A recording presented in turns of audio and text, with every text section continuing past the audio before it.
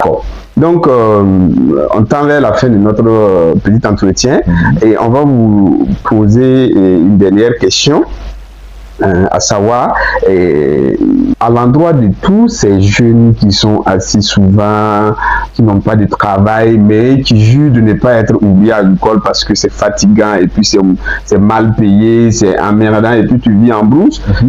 Quel mot vous avez à dire, quel conseil comme ça vous avez à donner à ces jeunes assis sans travail, qui ont plus de 20 ans, mais qui attendent toujours le meilleur, mais pas un travail de fer? Bon, je pense que quelque part, ils sont victimes peut-être d'un environnement créé, je ne sais pas si c'est à dessein ou pas, qui leur montre du rêve qu'ils ne pourront pas atteindre.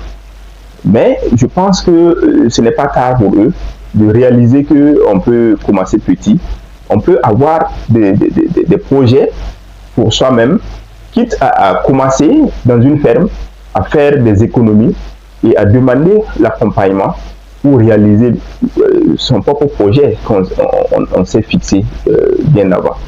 Donc je pense que je lancerai un appel solennel qu'ils se lèvent, qu'ils accompagnent les promoteurs, nous en avons vraiment besoin, et in fine, ils pourront réaliser aussi leur propre projet. D'accord. Donc, merci pour ce message poignant. Alors, donc, on invite les jeunes à ne pas d'abord créer d'emploi, voilà, parce que si tu es assis que tu ne fais rien, il faut toujours trouver quelque chose à faire en attendant.